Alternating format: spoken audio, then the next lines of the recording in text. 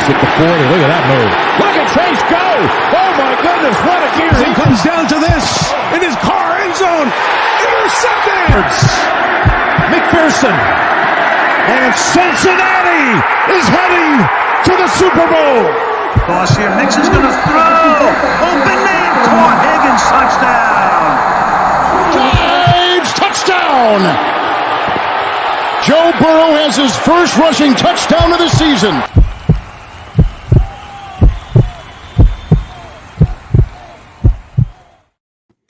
Hooday, Bengal fans. He is Maan. I am Jake. This is the Bengals Pulse, the heartbeat of our Cincinnati Bengals.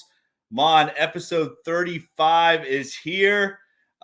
This is our first week of doing two shows. This is our second show this week, and I am completely stoked about doing these two shows a week, man. It's going to be so much fun.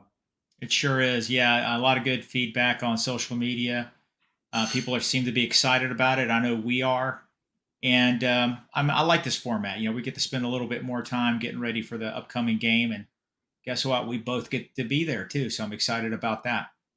Oh, man, it's going to be a good time. Tampa. Last time you and I were in Tampa, Bengals 14, Buccaneers 13 on maybe Marvin Lewis's best coaching moment of his 16-year career. And I don't mean that at all as a negative towards Coach Lewis, because that call won us the football game. He had the 12 men on the field reviewed. The Bucs had 12 men on the field, and Bengals won the football game. It was a crazy ending to a hard-fought defensive football game. Yeah, that was a lot of fun. A lot of my Buccaneer friends were livid about that. And hey, what can you do? Hey, that was the game where Mike Evans took out Terrence Newman on that one block. Do you remember that? Oh yeah. I remember. And somebody went in and updated the Wikipedia for Terrence Newman. It was hilarious. Ridiculous. But, ridiculous. Doing that that was to a fun Terrence game. Newman. Yeah, that was a good game. That was a great game, and again, the Bengals went to the playoffs that year, so that was a big win for that playoff push. And once again, we find ourselves in the same situation where the Bengals right now are fighting for the division. They're fighting for the 1 seed. I think making the playoffs is pretty much solidified at this point, but that 1 seed and winning the division, huge if the Bengals can pull this off. They got 4 more big games. All 4 of their next games are not only against playoff teams, but 3 of them are against division leaders at the moment. So this 4-game stretch for the Bengals, Maan, not only is it tough, but it's huge. I mean, it's huge for seeding right now for our Cincinnati Bengals. Yeah, it is. You know what? We honestly, with what's going on with the Ravens and how they eked out those 2 wins the last couple weeks, we can't really afford to drop one right now. The things, I guess, with Lamar Jackson's injury and they're playing the Browns this week, the Ravens could easily lose that game, and we need to win this one. We just we got to find a way to go in and beat the Bucs. You know, doing the research, getting ready for this show, I'm going over some of their stats, and I'm telling you, the Bucs have some. They have some players that are performing really well, and the record doesn't show it. But listen, they're going to be a tough out Sunday, and the Bengals better bring their A game because they're going to need it. Well, I mean, I think they're going to need it depending on what Tampa Bay team shows up, right? I mean, that's really been the calling card for this Buccaneers team all year. I have a real close friend of mine who is a diehard Buccaneers fan, and his frustrations every week are very real because this football team, as much talent as they have, some weeks they just don't show up at all. I mean, it's either they win or they get completely blown out. And so I think really that's what matters. I think it matters what Buccaneers team shows up on Sunday, because this Bengals team, we know how explosive it is. If the Bucs come out and start off slow, our Cincinnati Bengals are going to run away with this football game. There's no doubt in my mind. And we're talking about the Buccaneers right now at 6-7, 6-7, and first place in that division What a terrible, terrible division. Right now, the Bengals 3-0 in that division with wins against the Panthers, the Falcons, and the Saints.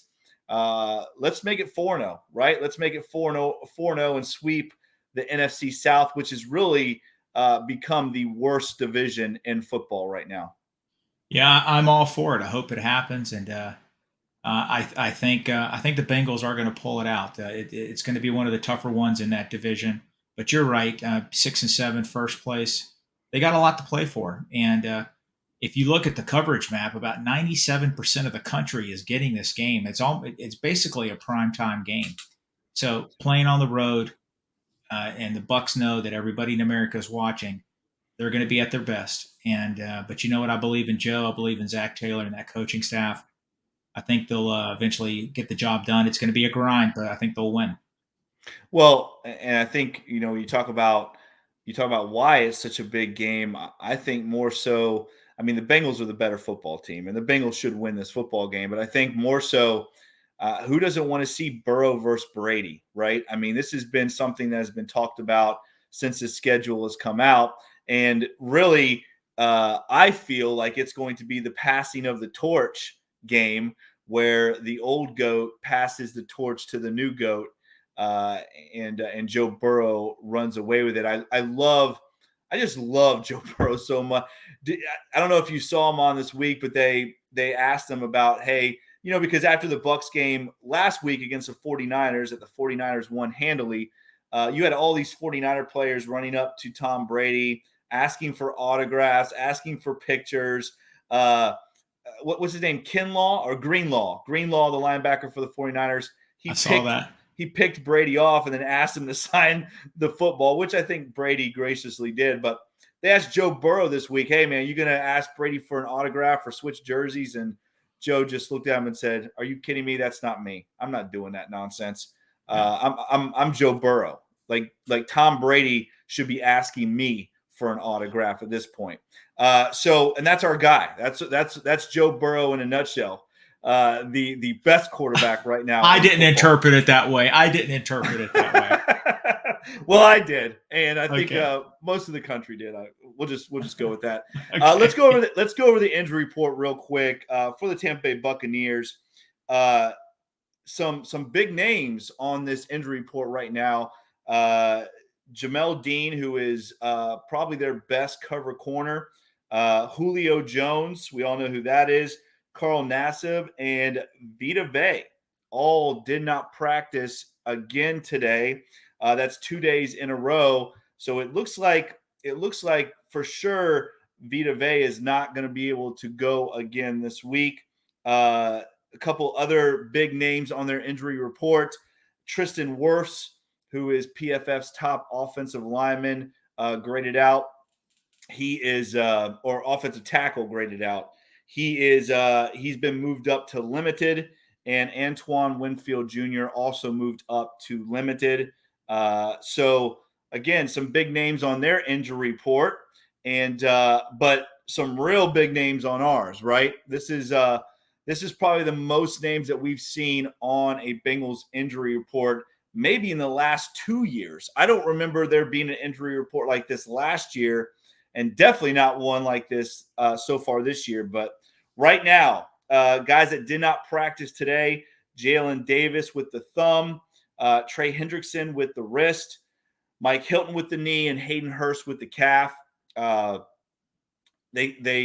sounds like, though, that Trey Hendrickson and Mike Hilton more than likely are going to be able to play this Sunday. And it looks like Hayden Hurst, once again, might be sitting this one out.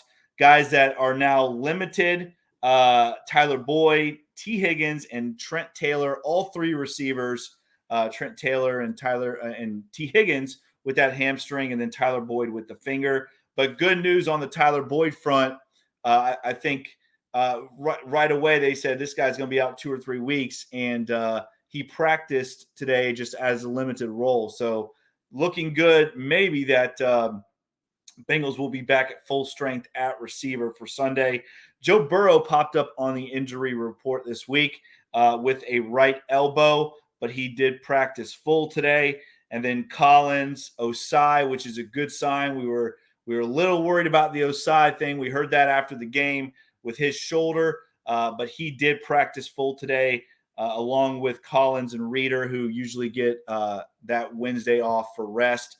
Those guys also practice full today, along with Dax Hill also practicing full today. So right now, it's looking like Hayden Hurst possibly not playing this week, but I think right now everybody else kind of up in the air as far as the guys that did not practice today.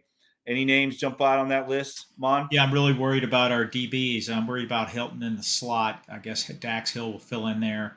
Our backup slot corner's out. That's not going to make you sad. They say he's in a sling. No, but Hilton hasn't practiced. That's not a good sign. And of course, Trey Hendrickson. Listen, the way to make to beat the Bucs is Brady needs to be uncomfortable in the pocket, and when your best pass rusher is not playing, or he could play, we're not really 100% sure on that. But having Hendrickson would help immensely. But that's where Osai, Sample, and some of these other guys, and Lou Anarumo, they're going to have to find ways to get pressure and make Brady uncomfortable, because that's going to be a key to the success in a victory Sunday.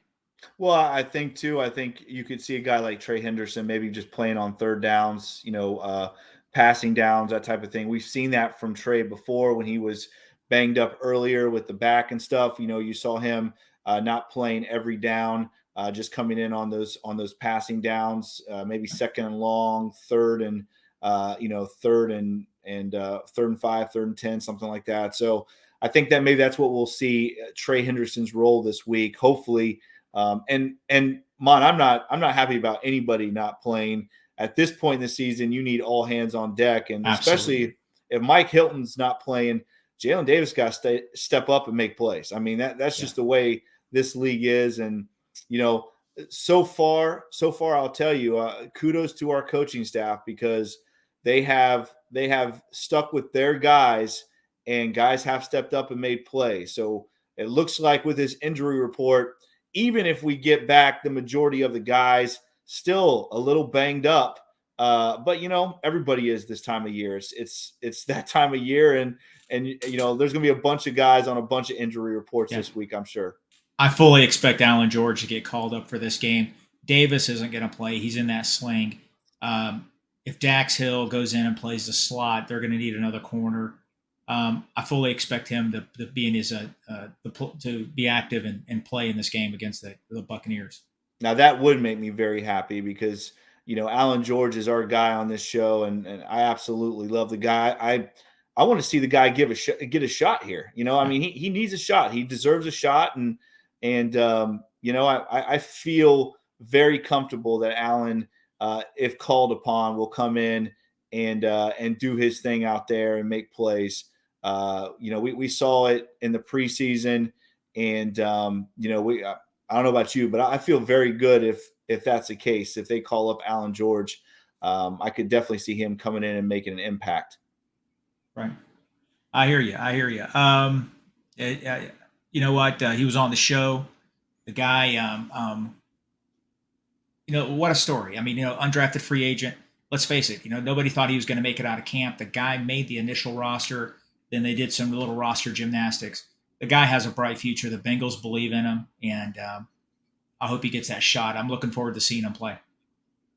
I am too. Well, let's break down this Buccaneers depth chart here. I'm going to start it off tonight with the defense, Mon, if that's okay with you. Sure, absolutely.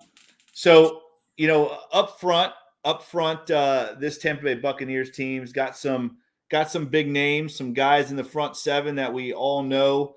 We all have heard of. Akeem Hicks, obviously a guy who can play inside and outside, is an incredible pass rusher, plays well against the run. Vita Vea, again, he is right now, he's listed as questionable, but he has not practiced in 2 days. And it looks like Vita Vea is not going to be going on Sunday. But he right now leads the team in sacks with 6.5 sacks. So losing him obviously would be a big time blow to this Tampa Bay Buccaneers team. William Golston, another one of their rush ends, along with Carl Nassib. And Carl Nassib, as I said, too, also on the injury report for the Buccaneers. He did not practice again today, and he is also questionable as well. He comes in with 3.5 sacks, and a guy that's on IR right now, a guy that should have been a Cincinnati Bengal, Shaquille Barrett, who is obviously their best pass rusher on defense, is on the IR. So obviously that being a pretty big blow to this Tampa Bay Buccaneers team. If Vita Vea can't go, and obviously with Carl Nassib banged up, and with Barrett on the IR, could be a lot of opportunity for our Cincinnati Bengals and this very much improved offensive line. At linebacker, obviously two of the best that play in the NFL, in Devin White and Levante David. I mean, those guys are dudes. They are the leading tacklers. Devin White was 62. Levante David was 60. Devin White also comes in as the second guy when it comes to sacks on this football team, with 5.5 sacks for Devin White. So obviously this Tampa Bay team likes to bring a lot of pressure in different ways with those linebackers.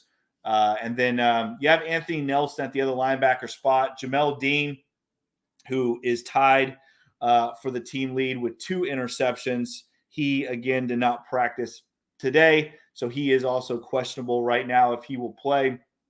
Antoine Winfield Jr., again, another guy that came up on the injury report, a solid safety, more of an in-the-box type of guy, though. He's very good against the run, good tackler in space, but he can be beat in coverage.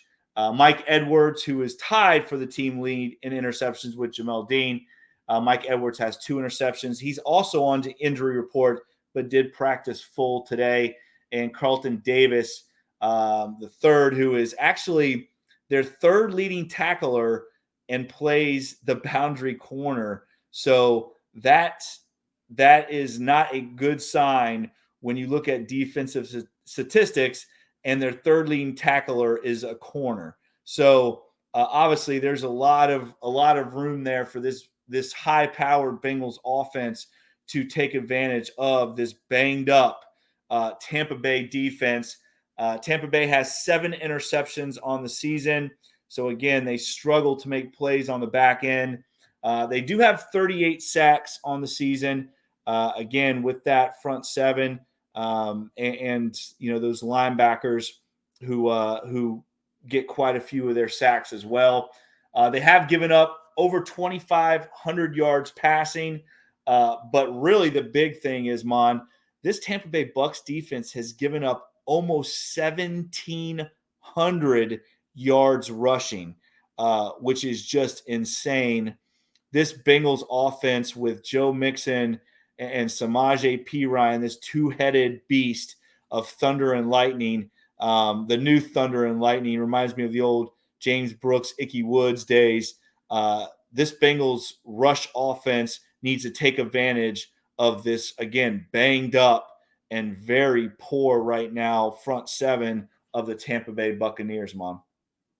Yeah, it's interesting. I want to harp on one player, Vita Vea. Him being out is going to help the Bengals tremendously. When he's healthy, they're one of the toughest teams to run against. Mm-hmm. And you hit it right on the head. I think they're 20th in the NFL in rush D, which is not normal for them. That's been their strength over the years. The linebackers, you're right. David is a beast. They have a defensive end, Tryon. Changed his name recently. Joe, number 9. He's an animal.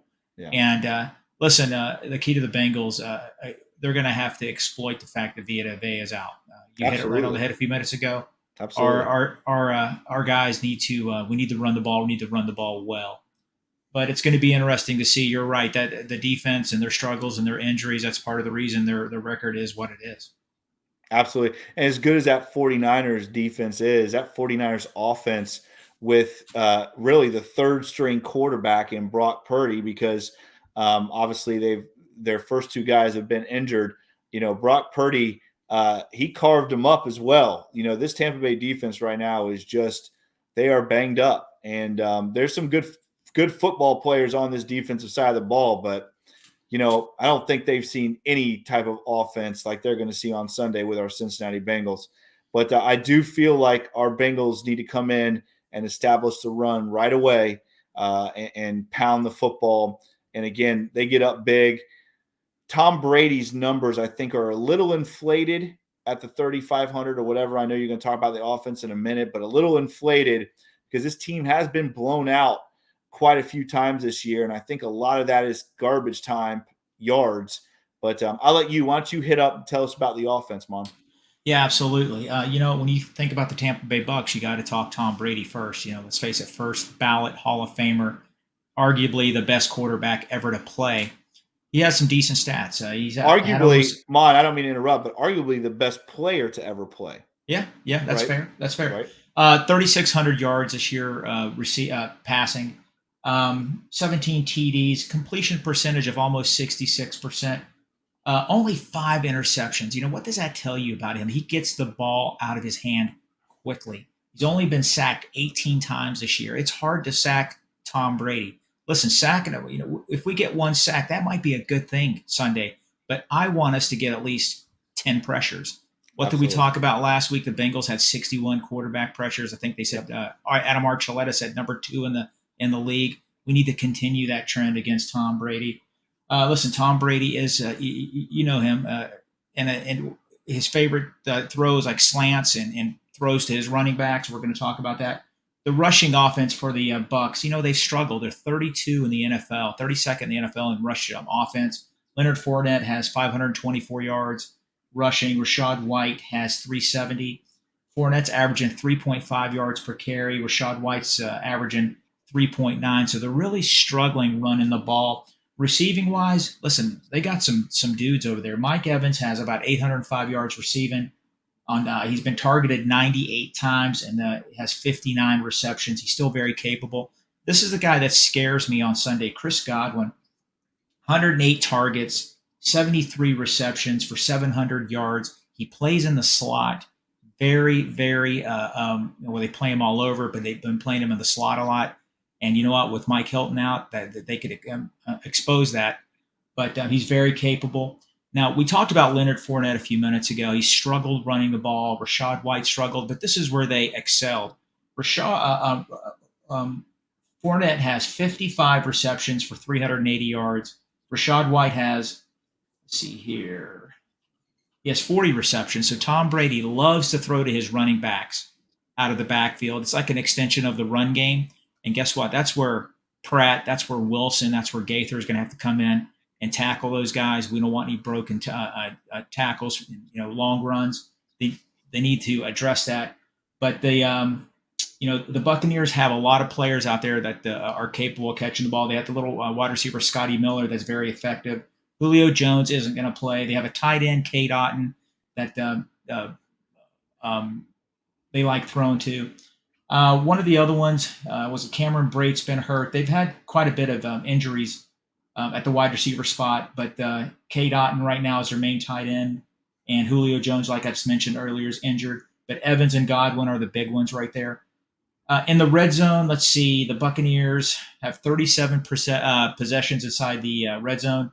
They scored 19 TDs and 11 field goals. They got an 81% score rate inside the red zone. That's really good. Yeah, but struggling putting the ball in the end zone. That is true. Yes. But when they enter the red zone, they get points 81% of the time. And that's where the Bengals defense excels also. Absolutely. Listen, the Buccaneers have a lot of very capable players on offense. The Bengals defense need to be ready for it. If you give Tom Brady time, he's going to pick you apart. The big play isn't there. He's not throwing 60, 70-yard bombs, but he's nickel and diming you. And guess what? That could be 6, 7, 8-minute drives. And when that happens, Joe Burrow's on the bench. So the Bengals need to be careful. That defense needs to get off the field on third down. And we just need to keep on. We need to put pressure on him. We need to make him uncomfortable in the pocket. That's going to be the key to success right now to beat the Buccaneers. And this Buccaneers offensive line is just not very good, Mon. I mean, you talked about the run game, how much they've struggled running the football. I would double those sacks if you didn't have Tom Brady back there, a guy that understands the passing game. He understands the concepts of what it is that he's being asked to do. He gets the ball out of his hands quickly. I think the majority of any other quarterback, you throw him back behind that offensive line that has truly been horrendous. You could easily double those sacks, those 18 sacks. A lot of that's Tom Brady being Tom Brady, again, understanding his progression and his reads and getting the ball out of his hands quick. That's true. And, I forgot to mention that I had it in my notes here.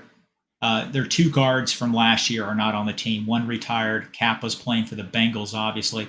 Ryan Jensen, their stud center, who everybody thought in free agency was going to wind up a Bengal, was injured the first week of training camp. Their second string center lasted another week in training camp, and he was injured. They're down to the third and fourth center, and the interior of that line is really struggling. We need Zach Carter. We need Reeder. We need our B.J. Hill. They need to have a big game for us this Sunday because the interior of that offensive line is really, really struggling. And I love the idea when you're playing a team where the interior of that offensive line is struggling. I love let's bring some pressure from other places, right? You talked about it. We have got to make Tom Brady uncomfortable, and that's where those A-B gap blitzes with the Mike or the Sam backer. You bring those guys, whether it's Pratt, whether it's Wilson, whether it's Akeem Davis-Gaither, or even you walk up Von Bell. But you got to create some pressure in other areas and really, really condense that pocket, because we all know that's where Tom Brady is very comfortable, is in the pocket. You got to condense that pocket, close the gaps, and like you said, get pressure on this guy, because we have seen Tom Brady struggle this year, especially when there is pressure. You saw it last week against the 49ers. You've seen it in other games this year. Tom Brady, he's 45, 46 years old. We're not playing against the Super Bowl champ, Tom Brady. He definitely has flaws, a lot more than he's had in his past career, but got to bring pressure. And like you said, got to tackle those guys out in space, because they do like to check down quite a bit. Almost 100 check down completions to the running backs. Yeah, that's going to be huge on Sunday. Jake, a couple more team stats here. The Buccaneers are 28th in points scored. They average 17 points a game. Their defense is 9th in points allowed at 19.5. I got their offense averages 338 yards a game. That's 18th in the NFL. I mentioned it earlier. They're 32nd. They're last in the NFL in rushing the ball, averaging only 72 yards a game.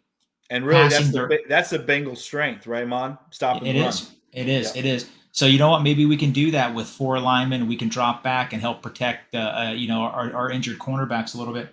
Now, obviously, their success has been passing the ball. They're 5th in the NFL, averaging about 266 yards a game passing.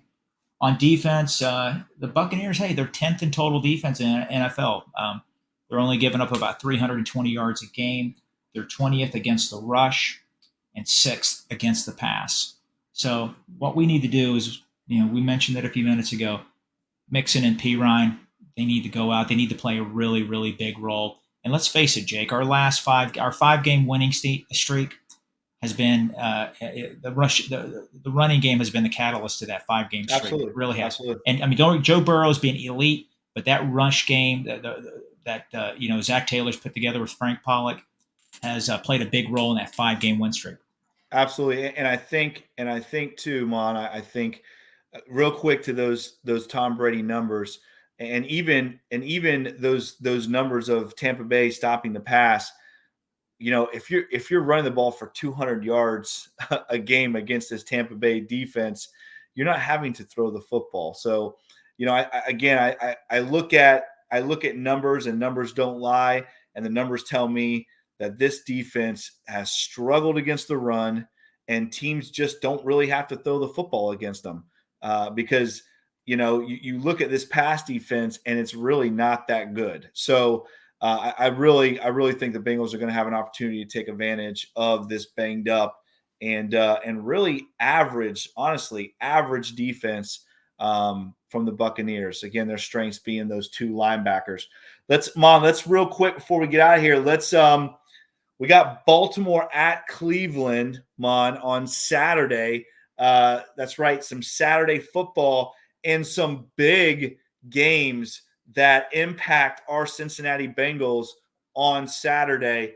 Baltimore at Cleveland, Mon, who you got? I'm going to take Cleveland. I don't think it's going to be close. I think Cleveland wins 21-13. Cleveland's going to win that game. Honestly, I think they're the better team. I don't know who's going to play quarterback right now.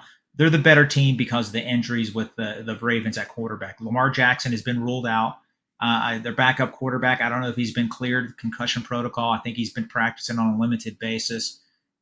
Cleveland at home, it's going to be their Super Bowl. They're going to win. It might even be 28-13, but Cleveland's going to win the game. I'll stick with 21-13.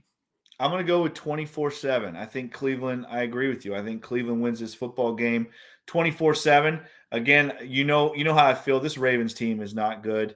All it's going to take is an offense. Again, they haven't played. I don't want to hear how good their defense is. They played the Broncos and the Steelers the last two games, and the Steelers they played against their backup quarterback. So this Browns team is going to put it to them. And like you said, this is really the Browns Super Bowl. So I see it being a very big win for Cleveland. And I don't think it's going to be close either. Real quick before we get to our game, another big game on Saturday that has huge ramifications for our Cincinnati Bengals. Miami at Buffalo, Mon. It's supposed to be snowstorming like crazy. What do you think? What do you think about Miami at Buffalo? I don't think it's going to be close. I think Buffalo wins easily. Miami really looked bad the other night against the Chargers. I was just stunned by that. I don't think it's going to be close. I think Buffalo wins that by 10 points. Okay. All right. Just curious. I mean, again, I think it's one of those games where I do think Miami's going to struggle. It's snowing. I think it's going to be a close game, though. I don't think it's going to be a blowout. I do think Buffalo wins. Again, it would be huge for the Bengals if Buffalo and Kansas City can drop another game before we get to Buffalo. That would be huge. That would be nice for our Cincinnati Bengals. But I'm with you. I don't see it happening. Some other games real quick that are going to impact our Bengals. You do have another big one, an interesting one, right? You got the hot Detroit Lions playing the New York Jets, which is, again, the Jets in that playoff hunt. And you also have the Chargers against Tennessee. Again, a big game with huge ramifications for the Bengals. Tennessee keeps losing. I mean, it's crazy to think it, but there's a possibility if the Jaguars keep winning, the Jaguars could win that division, and Tennessee is sitting at home for the playoffs. But Chargers at Tennessee, any thoughts about that one? Yeah, I saw a tweet from Lindsey Patterson last week. She said the Bengals broke the Titans. I thought it was funny. They did. I think the Titans win that game. I think they're going to rebound. Mike Vrabel is going to, I don't want to say he's going to right the ship. He's going to get those guys playing well. They're playing at home. I think they're going to win, and I think they're going to win comfortably. Listen, I respect Justin Herbert, but man, he has some limitations. Not physically, but there's something not right there with that guy. He's built like a Greek god, but something's not right. Yeah, I'll tell you what's not right. He's not a winner. That's what's not right about him. He's not a winner. He does not show up in the big games. And he just doesn't. I mean, you could say what you want to, but he does. He's got all of the tools that you would look for in a quarterback. But when he makes the playoffs, then people can talk to me about how good Justin Herbert is. And don't tell me his team is not good, because he's got dudes everywhere on that team. All right, Maan, here we go. Bengals at Bucs. Bengals Pulse will be there representing. Who you got, Maan? It's going to be a close game. I got the Bengals winning 28-24. Okay, 28-24. Yes. I think the Bengals win this football game. I think it's 27-14. Again, this Bengals run game has been so much better. Our offensive line has been playing so much better. And this Tampa Bay team is just so banged up, Mon. It's definitely not the team that kicked off or they were expecting to be kicking off week 1. The Bengals are the better team. They have owned this division, and I think that continues on Sunday. 27. What did I say? 27-14? Yeah, you did 27-4. Yeah, 27-14 Bengals. Yeah, I think it's going to be a tough one. Listen, we got to optimize every time we get the ball. It could be one of those games where we might not have the ball a lot. I think they're going to play ball control and try to keep it away from us. But listen, our special teams has to come through. We need an unconventional score one week. I would love to see our special teams, instead of committing penalties and putting us in bad field position, want to see them step up, because I think you mentioned it last week or a few weeks ago. I mean, our special teams, listen, they're not up to the regular Bengals standards. They're struggling a little bit, and I'd like to see that cleaned up a little bit, because we're going to need all three aspects of this team: offense, defense, and special teams, to play really well these next few weeks and Sunday. I would love to see a defensive score, Mon. I want to see our defense. Too. I want to see our defense make some big plays and get some unconventional touchdowns as well. All right, guys, if you liked this podcast, make sure you like, subscribe, and share it. Once again, check us out on all of the podcast platforms: Apple, Stitcher, Spotify. Once again, if you like this podcast, please give us that 5-star review. Mon and I would very much appreciate that. Follow us on Twitter at Bengals_Pulse9, and on Instagram the same without the @ Bengals_Pulse9. And as always, make sure you check out all of the awesome Wincinnati podcast network. Guys, we got a great thing going. Our man's Ace and Zim doing their thing, putting this thing together. Check out all the podcasts on the Wincinnati podcast network. Mon, I can't read that. What does that say? Free Zim. Free Zim. All right. Free Zim, guys. All right, here we go. He is Mon. I am Jake. This is the Bengals Pulse. Hooday, Bengal fans. We will talk to you on Monday. See you guys.